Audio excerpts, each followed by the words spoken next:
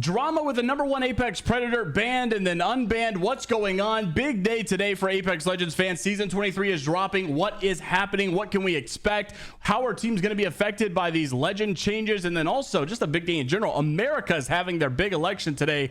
It is a spicy day today, and I probably will not be on the internet as much just because of the drama behind it all. But firstly, let's talk about the drama with the #1 Apex Predator who was banned, unbanned. What's been going on? So Keon and his Watson have been talking about this, having this conversation for quite some time.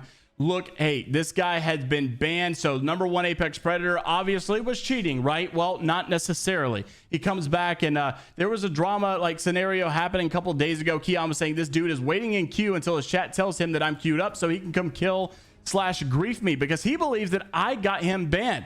So there's always been this, concept that pros can just gripe and complain and get anybody banned that they want to, or on the flip side, maybe they don't have any of that power. Maybe that's just made up and maybe the guy was actually detected for something. Well, he did get unbanned, so it seems like it wasn't the latter. Anyways, he says, stop coping. I don't have the power to ban people, and never did I before talk bad about him. Just his behavior from him made me actually think the ban was justified. His Watson kind of echoed the same thing, like, hey, we all said don't think this guy's a cheater, don't call him a cheater, we don't know. But now that he's stream sniping and making fun of it, this obviously makes it seem like the ban was justified because he's probably maybe strange, right? Well, he did get unbanned. Keon follows this up with an apology saying the #1 Pred was unbanned today.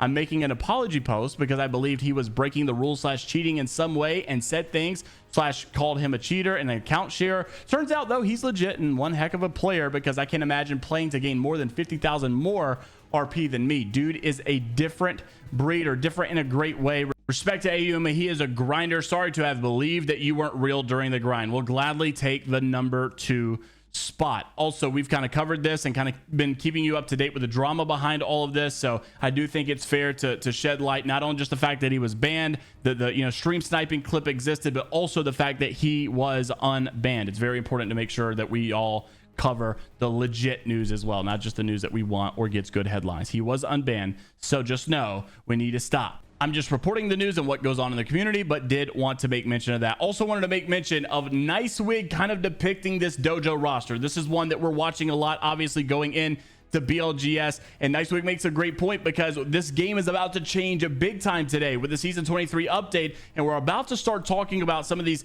complexities behind the rosters, the legend meta. Dojo is a very important roster because they're not playing with their predominant third right now, and will that predominant third in Genburten actually fix the dojo situation from not getting maybe the placements that they want, not maybe getting first place? They didn't do too terribly bad on the first BLGS, but obviously I know they're wanting to outshine that performance. But here's what Nicewig had to say after he was breaking down the dojos, not only their gameplay, but his thoughts on the dynamic of the team when Genburten comes back. Roll the clips. Genburten's a little bit better at mediating these situations between Designful and Timmy, so I do think 100% they're missing Genburten, and I think they will become a much better squad with Gen. Yeah, so that's another thing. Timmy, I was a Timmy doubter for IGLing for a while.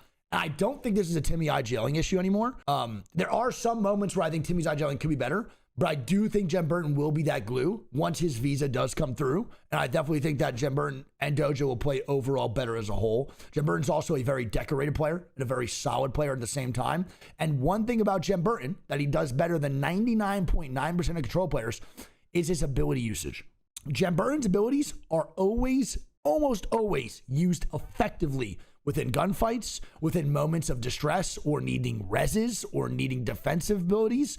And he's also so good at using abilities on support characters in offensive ways to make sure that he's getting either opening damage, opening knocks, or stopping reses, etc. on the opposite team. He is genuinely, I think, probably alongside Evan, those two to me are the best overall players in North America. Personally, that's how I feel when it comes to being level-headed, when it comes to being a good teammate, when it comes to IQ, gun skill. I would probably put Genburten and Evan in a category of, to me, the best overall players in North America. All right, in this team, okay, let's say Rambo is gone for week 3 of BLGS. Who plays Newcastle here? What are we thinking in this situation? Is it Timmy? Is it Designful? Is it Genburten? Now, starting on Monday, the game's going to be inherently so different, potentially. That's what people are saying. But I think Timmy could 100% do it. He's mechanically gifted enough to play Newcastle at the same time. That's one of the biggest things when it comes to playing NC is being mechanically skilled enough to actually handle all the abilities that you need to, reses, stick, mobile shields, blah, blah. I think for team comp, if this meta stays the same, which it might not, I think a really good dojo comp, I just think Bang, Cat, Newcastle, bro. I know a lot of people have been saying, you know, well, how much better will this team place with Genburten if they're not doing too terrible with Rambo? Obviously, you would assume Genburten should come in and they should just kind of fix all their problems and they should be looking good. Also thought it was worth mentioning that Deeds has currently ranked Genburten in his top 5 controller players. We all know that Genburten is very, very good, but he had Unlucky in the top 5, Genburten, Zainu Koi, and Big E. Obviously, we know Jin is a straight shooter. I'm surprised, though, obviously, you're not seeing any Falcons players in this, right? So not considering Waltzy, not considering Imperial How. I think those are fair judgment points to make as well.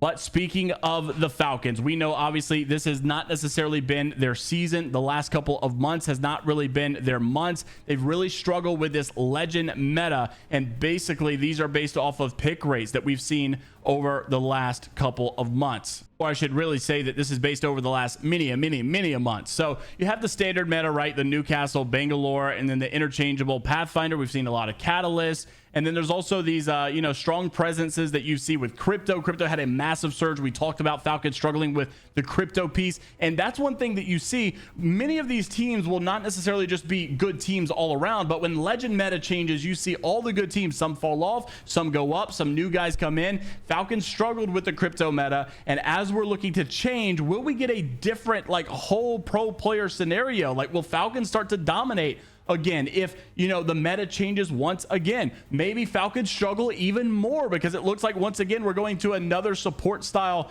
meta. Newcastle may be getting even stronger with the new support perks of not having any slowdown while healing, and the small heals will deal twice as much health regeneration as well. So that's going to be huge. On top of that, Lifeline obviously getting some changes in there according to the leaks, right? All of this is based on the leaks.